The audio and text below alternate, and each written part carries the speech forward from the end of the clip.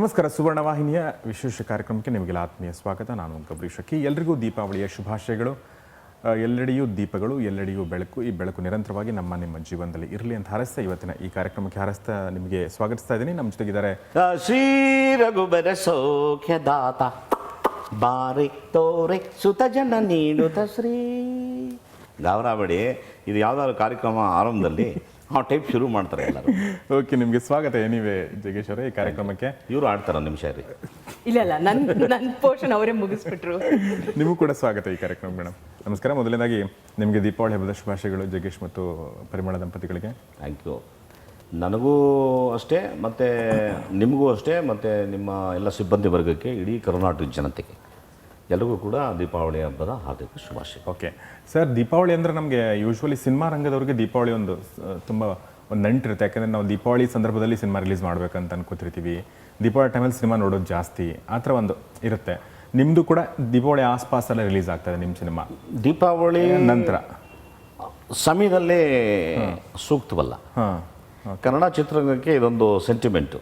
ಹೌದಾ? ದೀಪಾವಳಿ ಹಬ್ಬ ಇದೆಯಲ್ಲ, ಅದು ಬೇರೆ ಲ್ಯಾಂಗ್ವೇಜಸ್ಸು, ಹಿಂದಿಯವ್ರಿಗೆ, ತೆಲುಗವ್ರಿಗೆ, ತಮಿಳರಿಗೆ ತುಂಬ ಅದೃಷ್ಟದ ಸಂಕೇತ. ಬಟ್ ಕನ್ನಡ ಚಿತ್ರರಂಗಕ್ಕೆ ಅದೃಷ್ಟ ಸಂಕೇತ ಅಲ್ಲ. ಯಾಕೆ ಅಂದರೆ ಅದು ಸಿನಿಮಾ ಬಗ್ಗೆ ಗೊತ್ತಿರೋರು ಗೊತ್ತದು. ಪ್ರೂವ್ ಆಗಿದೆ. ಈ 5-6 ದಿನಗಳ ಕಾಲ ಪಟಾಕಿ ಹೊಡೆಯೋದು ಮತ್ತು ಹಬ್ಬದ ಸಡಗರ, ಈ ರಜೆಗಳಲ್ಲಿ ಹೊರ ಊರುಗಳಿಗೆ ಹೋಗೋವಂಥದ್ದು, ಇವೆಲ್ಲ ಕೆಲವು ಕಾರ್ಯಕ್ರಮ ಇಟ್ಕೊಳ್ಳೋದ್ರಿಂದ ಮೋಸ್ಟ್ ಆಫ್ ದ ಆಡಿಯನ್ಸು ಥಿಯೇಟ್ರಿಗೆ ಬರೋದಿಲ್ಲ. ಕನ್ನಡದವರು, ಬೇರೆ ಭಾಷೆಯವರೆಲ್ಲ ಬರ್ತಾರೆ. ಓಕೆ, ನನಗೆ ದೀಪಾವಳಿ ಅಂದ ತಕ್ಷಣ ಈ ಎಲ್ಲ ದೀಪಗಳ ಮಧ್ಯೆ ಕೂತ್ಕೊಂಡಿದ್ದೀವಿ. ಬಟ್ ಜಗ್ಗೇಶ್ವರ್ ಬಗ್ಗೆ ನಂಗೆ ಗೊತ್ತಾಗಿದ್ದೇನೆ ಅಂದರೆ ಪಟಾಕಿ ಹೊಡಿಯಲ್ಲ ನೀವು. ಹೌದು, ಪಟಾಕಿನೇ ಹೊಡಿಯಲ್ಲ. ಹೊಡಿತಾ ಇದ್ದವನು ಸಹವಾಸ ದೋಷದಿಂದ ಸನ್ಯಾಸಿ ಕೆಟ್ಟ ಅಂತ ಹೇಳ್ತಾರಲ್ಲ, ಹಾಗೆ ಇವರುಗಳು ಸಹವಾಸದಿಂದ ನನಗೆ ಜ್ಞಾನೋದಯವಾಯಿತು. ಜ್ಞಾನೋದಯ ಆಯಿತು. ಒಳ್ಳೆಯವರ ಕೆಟ್ಟದ್ದಲ್ಲ, ಒಳ್ಳೇದಾಯ್ತು. ಬ್ಯೂಟಿಫುಲ್. ನೀವು ಹೇಳಿ ಮೇಡಮ್, ಹೆಂಗೆ ನೀವು ಜ್ಞಾನೋದಯ ಮಾಡಿದ್ರಿ ಅಂತ. ಆ್ಯಕ್ಚುಲಿ ಹೇಳಿದ್ರೆ ನಮ್ಮ ದೊಡ್ಡ ಮಗನಿಂದ ನಮಗೆ ಆ ಪರಿವರ್ತನೆ ಆಯಿತು. ಯಾಕಂದರೆ ತಂದೆ ತಾಯಿಯಾಗಿ ಮಕ್ಕಳು ಆಸೆ ಪಟ್ಟಾಗ ಕ್ರ್ಯಾಕರ್ಸ್ ಕೊಡಿಸೋದು ಇಟ್ಸ್ ಕಾಮನ್. ಆದರೆ ಸಮ್ವೇರ್ ಇನ್ ಸ್ಕೂಲ್ ಟೈಮಲ್ಲಿ ಪೊಲ್ಯೂಷನ್ ಬಗ್ಗೆ ಮತ್ತು ಶಿವಕಾಸಿಯಲ್ಲಿ ಸಣ್ಣ ಮಕ್ಕಳು ಚೈಲ್ಡ್ ಲೇಬರ್ ಇರೋದ್ರ ಬಗ್ಗೆ, ಎಲ್ಲದಕ್ಕಿಂತ ಹೆಚ್ಚಾಗಿ ನಮ್ಮ ಮನೇಲಿ ಅರ್ಜುನ್, ಸೂರಜ್ ಅಂತ 2 ನಾಯಿ ಮರಿಗಳು ಬಂದಮೇಲೆ ಈ ದೀಪಾವಳಿ ಟೈಮಲ್ಲಿ ಎಷ್ಟು ಒದ್ದಾಡ್ಬಿಡುತ್ತೆ. ಮತ್ತು ರೋಡಲ್ಲಿರೋ ನಾಯಿಗಳು ಆ ಭಯಕ್ಕೆ, ಆ ಟೆನ್ಷನ್ಗೆ ಹೆಂಗೆ ಸ್ಟ್ರಗಲ್ ಮಾಡ್ತಾರಂದರೆ ಅದು ನೋಡಿದಾಗ ಅಂದ್ಕೊಂಡ್ವಿ, ಪಟಾಕಿ ಹೊಡೆದು ಸೌಂಡ್ ಮಾಡಿ ಮಾತ್ರ ಒಂದು ದೀಪಾವಳಿ ಅಲ್ದಂಗೆ ಈಗ ಹೇಗಿದೆಯೋ ಈ ಥರ ಲೈಟ್ಸಲ್ಲಿ, ಹ್ಯಾಪಿನೆಸ್ಸಲ್ಲಿ ಯಾಕೆ ಮಾಡಬಾರ್ದು ಅಂದ್ಬಿಟ್ಟು, ಸೊ ದೇರ್ ಇಸ್ ಒಂದು ಪಾಸಿಟಿವ್ ಚೇಂಜ್ ಆಗಿದೆ. ನಾನು ಗೋಣಿಚೀಲದಲ್ಲಿ ತೊಗೊಂಬರ್ತಿದ್ದೆ ಮುಂಚೆ ಪಟಾಕಿ. ಅದು ಹೋಲ್ಸೇಲ್ ಅಂಗಡಿಗಳಿಗೆ ಹೋಗಿ ಮೇ ಬಿ ಹೊಸೂರ್ ಅಂತ ಹೋಲ್ಸೇಲ್ ಜಾಗಕ್ಕೆ ಹೋಗಿ ತೊಗೊಂಡ್ಬರ್ತಾ ಇದ್ರು, ಅಷ್ಟು ತರ್ತಾ ಇದ್ರು. ನಮ್ಗೆ ಸರಿ ಅನ್ನಿಸ್ತು, ನಿರ್ಣಯಗಳು ಸರಿ. ಏನಕ್ಕೆ ಅಂದರೆ ನಮ್ಮ ಏನು ಪರಿಸರದಲ್ಲಿ ಆಮ್ಲಜನಕ ಇರುತ್ತೆ ನಮಗೆ, ಇವು ಮರೆಯಾಗಿ ಈ ಪಟಾಕಿಯಿಂದ ಉತ್ಪತ್ತಿಯಾಗುವಂಥ ವಿಷಾನಿಲಗಳು ಬೆರೆತು ಪೊಲ್ಯೂಷನ್ ಆಗಿ ತುಂಬ ವೀಸಿಂಗ್ ಬರುತ್ತೆ. ಇವನ್ ನನಗೆ ಈಗಲೂ ಬರುತ್ತೆ. ಪಟಾಕಿ ಹಬ್ಬದ ಆಸ್ಪಾಸ್ಗಳಲ್ಲಿ ನನಗೆ ಗೊರ ಅಂತ ಸೌಂಡ್ ಎಲ್ಲ ಬರೋಕ್ಕೆ ಸ್ಟಾರ್ಟ್ ಆಗ್ಬಿಡುತ್ತೆ. ಆ್ಯಸ್ದಲ್ಲಿ ಇನ್ಹೇಲರ್ ಅಂತ ಒಂದು ಇದೆ, ಅದು ತೊಗೊಂಡು ಹೊಡ್ಕೊಂಡು ಭಾಳ ಕೇರ್ಫುಲ್ಲಾಗಿ ಇರಬೇಕಾದಂತ ಅದು ನಮಗೆ ಫಸ್ಟ್ ಗೊತ್ತಾಗ್ತಾ ಇರಲಿಲ್ಲ. ಸೊ ನಮ್ಮ ಮೇಲೆ ಇರಬೇಕಾದ್ರೆ ಪ್ರಾಣಿಗಳು ಪಾಪ ಅವು ಯಾವ ಥರ ಹೇಳ್ಕೊಳಂತೆ.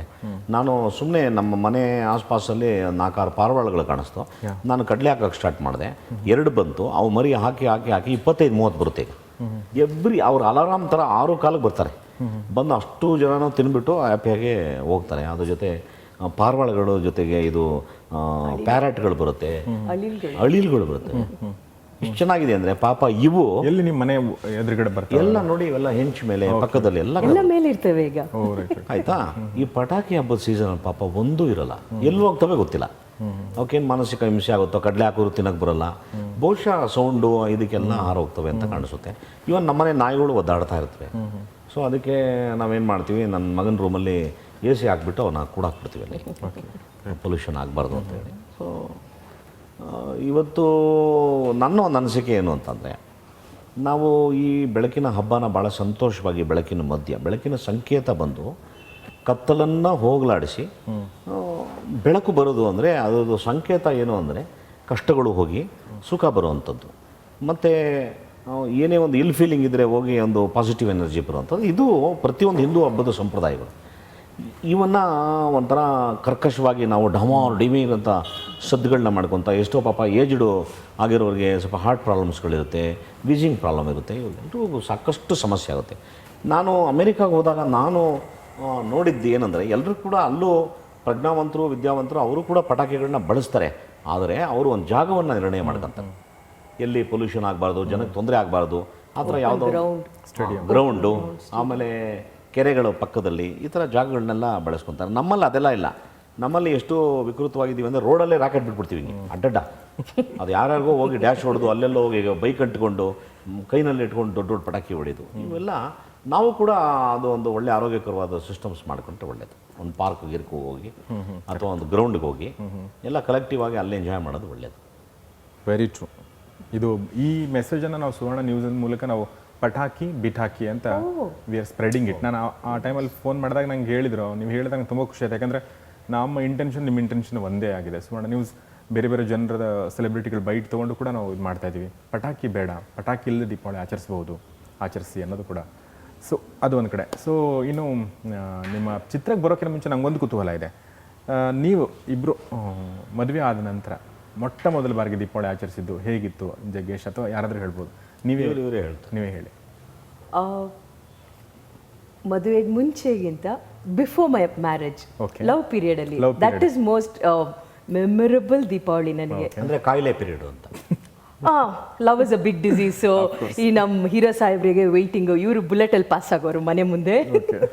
ಸೊ ಸಾಹೇಬ್ರು ಬರ್ತಾರೆ ಅಂದ್ಬಿಟ್ಟು ಫುಲ್ ರೇಷ್ಮೆ ದಾವಣಿ ಎಲ್ಲ ಹಾಕೊಂಡು, is never seen me ದಾವಣಿಯಲ್ಲಿ.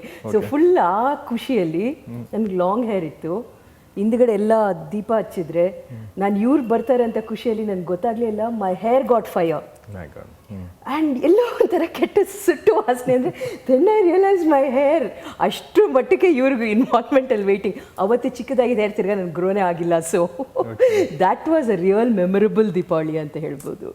Beautiful ಅಲ್ವಾ? ನೀವು ನೋಡಿದ್ರಲ್ಲ ಆಮೇಲೆ ಆದರೂ? ಇಲ್ಲ, ನಾನು ಅದೆಲ್ಲ ನನಗೆ ಗೊತ್ತಾಗಲಿಲ್ಲ. ನೆಕ್ಸ್ಟ್ ಡೇ ಗೊತ್ತಾಯ್ತು. ಬಟ್ ಏನಂದರೆ ಭಾರಿ ಬಿಲ್ಟಪ್ಪಲ್ಲಿ ವೆಯ್ಟ್ ಮಾಡ್ತಾರೆ ಅವ್ರು ಯಾವಾಗಲೂ. ಏನೋ ಒಂದು ಮೂಲೆಯಲ್ಲಿ ನಿಂತ್ಕೊಂಡು ಅಂತ ಎಲ್ಲ ಅಂತ ಏನೋ ನೋಡ್ದಿರೋ ಥರ ಬಿಲ್ಡಪ್ಗಳು ಅವೆಲ್ಲ ಮಾಡ್ತಿದ್ರು. ನಾವು ನೋಡಲಿ ಅಂತ ನೋಡಿ ಬೈಕೆಲ್ಲ ಅಂತ ಸೌಂಡ್ ಮಾಡ್ಕೊಂಡು ನಾವು ಹೋಗುವಂಥದ್ದು. ಇವ್ರು ತಮ್ಮ ಕಳ್ಳನ ಥರ ನೋಡ್ತಾ ಇರೋ ನಿಮಗೆ ಸ್ವಲ್ಪ ಹಿಂಟಿತ್ತಲ್ಲ ಮನೇಲಿ. ಸೊ ನಮ್ಮ ಅಜ್ಜಿ ಎಲ್ಲ ಬಾಡಿ ಗಾರ್ಡ್. ಅವನು ಕಳ್ಳ ನಮ್ಮ ಅಜ್ಜಿ ನಮ್ಮ ಬಾಡಿ ನೋಡ್ತಾ ಇರೋ ನಿಮಗೆ. ನನ್ನ ಬುಲೆಟು ಅವರು ರೋಡಿಗೆ ಬಂತು ಅಂದರೆ ಸ್ಪೀಡಾಗಿ ಹೊಡೋಗಿ ಅಜ್ಜಿ ಕಿವಿನಲ್ಲಿ ಹೇಳೋನು. ಇವ್ರ ಅಜ್ಜಿ ಬಂದಿತ್ತು ಹೆಂಗೆ ಅಂದರೆ ಟಗಾರ್ ಅಂತ ಹಿಂಗೆ ನೋಡೋದು ಹಿಂಗೆ. ಅಜ್ಜಿ ನೋಡಿ ಅದು ಅಜ್ಜಿ ಗುರಾಯ್ತಾರೆ. ನಾವು ಏನೋ ನಿಮಗೋಸ್ಕರ ಯಾರು ಬಂದಿದ್ದೀವಿ ನನ್ನ ಹತ್ರ ಏನೋ ಆ ಕಡೆ ಈ ಕಡೆ ಸ್ಲೋ ಆಗಿ ಹೋಗಿ ಆ ಕಡೆ ಈ ಕಡೆ ಹಿಂಗೆ ನೋಡೋದು ಹಿಂಗೆ ಆ ಥರ ನಡೀತಾ ಇತ್ತು. ಆ ರೋಡ್ ಇವತ್ತು ನೋಡಿದಾಗ ನಗ್ತಾ ಇರ್ತೀನಿ ನಾನು. ಹಿಂಗೆಲ್ಲ ಇತ್ತು. ಆ ಕಾಯಿಲೆ ಬಂದಾಗ ಯಾವ್ಯಾವ ಥರ ಬಿಹೇವ್ ಮಾಡ್ತಾರೆ ಮನುಷ್ಯರು. ಅವಾಗ ರಂಗೋಲಿ ಆಗ್ತಾ ಇದ್ವಿ, ಸ್ಟ್ರೀಟ್ಸಲ್ಲೇ ರಂಗೋಲಿ ಆಗ್ತಾ ಇದ್ವಿ. ಆಗ್ತಿರಲಿಲ್ಲ, ಸುಮ್ಮನೆ ಬಿಲ್ಡಪ್ ನಾವು ಬರ್ತೀವಿ ಅಂತ. ನಿಜವಾಗ್ಲೂ ನಾನು ಬಿಲ್ಡಪ್ ಮಾಡಕ್ ಬರ್ತಾ ಇರ್ಲಿಲ್ಲ. ಇವ್ರು ಬರ್ಲಿ ಅಂದ್ಬಿಟ್ಟು ಚಿಕ್ಕದ ಹಾಕಿದ್ರೆ 5 ನಿಮಿಷಕ್ಕೆ 10 ನಿಮಿಷಕ್ಕೆ ಮುಗ್ದೋಗುತ್ತೆ ಅಂದ್ಬಿಟ್ಟು ಸುಮ್ಮನೆ ಮನೇಲಿ ಕಾಂಪಿಟೇಷನ್ ಅಂತ ಅರ್ಧ ರೋಡ್ ಬೀದಿಗೆ ಆಗ್ತಾ ಇದೆ. ಏನು ಒಂದು 2 hours ಬೆಂಡ್ ಮಾಡಿ ಹಾಕ್ಬಿಟ್ಟು ಆಮೇಲೆ ಫುಲ್ ಬ್ಯಾಕ್ ಇಟ್ಕೊಂಡ್ಬಿಡ್ತಾ ಇತ್ತು. ಅಷ್ಟೆಲ್ಲ ಯಾಕಂದ್ರೆ ಇವ್ರು ಯಾವಾಗ ಬರ್ತಾರೆ ಗೊತ್ತಿಲ್ಲ. ಅವಾಗ ಮೊಬೈಲ್ಸ್ ಇಲ್ಲ, ಫೋನ್ಸ್ ಇಲ್ಲ. ಸೊ ಆಕಸ್ಮಿಕವಾಗಿ ಬರಬೇಕು ಅಷ್ಟೇ. ಸೊ ಅಲ್ಲಿ ನಮ್ಮ ಏರಿಯಾನಲ್ಲಿ ಚೌಡೇಶ್ವರಿ ಟೆಂಪಲ್ ಅಂತ ಅದು ತುಂಬ ಸಾಂಸ್ಕೃತಿಕ ಕಾರ್ಯಕ್ರಮಗಳೆಲ್ಲ ಮಾಡೋರು. ಈ ಹಸು ಎಲ್ಲ ಪೇಂಟ್ ಎಲ್ಲ ಹಾಕ್ಬಿಟ್ಟು ಸಂಕ್ರಾಂತಿ ಬಲೂನ್ಸ್ ಎಲ್ಲ ಕಟ್ಬಿಟ್ಟು ಬರುವಂಥದ್ದು. ಕರ್ಗ ಮಾಡಿದ್ರೆ ಬಹುಶಃ ಏನು ದೊಡ್ಡ ಕರ್ಗ ನಡೆಯುತ್ತಲ್ಲ, ಅದಕ್ಕೆ ಪರ್ಯಾಯವಾಗಿ ಇಲ್ಲಿ ಒಂದು ಕರ್ಗ ಮಾಡೋದು. ಸಾವಿರಾರು ಜನ ರಸ್ತೆಯಲ್ಲಿ ನಿಂತ್ಕೊಂಡು ಆ ಕರ್ಗ ನೋಡೋದಕ್ಕೆ ಅದೇ ಏನೋ ಒಂಥರ ಒಂದು ಗ್ರಾಮೀಣ ಸೊಗುಡಿತ್ತಲ್ಲಿ ನಮ್ಮ ಪೀರಿಯಡಲ್ಲಿ. ಸೊ ಅವಾಗೆಲ್ಲ ಭಕ್ತಿಭಾವದಿಂದ ಎಲ್ಲರೂ ಕೂಡ ಮೈ ಮರೆತು ಕರ್ಗದ ಮೇಲೆ ಎರಚ್ಬಿಟ್ರೆ ಎಷ್ಟಾರ್ಥ ಸಿದ್ಧಿರಸ್ತು ಅನ್ನೋ ಥರ ನಾವು ಆಗ್ತಿದ್ರೆ ನಾನು ಇವಳನ್ನ ಹುಡುಕ್ತಾ ಇರೋದು ಎಲ್ಲಿದ್ದಾಳೆ, ಕೈ ಮಾತ್ರ ಹಿಂಗಿರೋದು, ಹಿಂಗೆಲ್ಲ ನೋಡ್ತಾ ಇರೋದು. ಇವರೆಲ್ಲ ಇಲ್ಲ ಅಂತ ಗೊತ್ತಾದರೆ ಹಂಗೆ ಕರ್ಗ ಟೈಮಲ್ಲಿ ಇವರು ಮನೆ ಪ್ಯಾಸೇಜಲ್ಲಿ ಹೋಗಿ ಕರೆದಾಗ ಅಲ್ಲಿ ಪ್ಯಾಸೇಜಲ್ಲಿ ನಿಂತ್ಕೊಂಡು ಮಾತಾಡ್ತಾಯಿದ್ದು. ಊರವರೆಲ್ಲ ಕರ್ಗ ಮಾಡ್ತಿದ್ರೆ ನಾವು ಅಲ್ಲಿ ನಿಂತ್ಕೊಂಡು ಮಾತಾಡೋದು. ಅದು ಇವರಪ್ಪ ಎಂಥ ಕಾಂಪೌಂಡ್ ಕಟ್ಸಿದ್ದು ಅಂದರೆ ಯಾರು ಕಳ್ಳರು ಒಳಗೆ ಬರಬಾರ್ದು. ಆ ಕಾಂಪೌಂಡ್ ಹತ್ತಿ ಸುಮ್ಮನೆ ಹಿಂಗೆ ನಿಂತ್ಕೊಂಡು ಮಾತಾಡೋಕ್ಕೆ ನಾವು ಆ ಪ್ರಿಪ್ರೇಷನ್ ಎಲ್ಲ ಮಾಡಬೇಕು. ಆ ಥರ ಚೆನ್ನಾಗಿತ್ತು ಅಂತ. ಈಗ ಚಿಕ್ಕದೊಂದು ಬ್ರೇಕ್ ನಂತರ ಮತ್ತೆ ಈ ಕಾರ್ಯಕ್ರಮ ಮುಂದುವರಿಸೋಣ.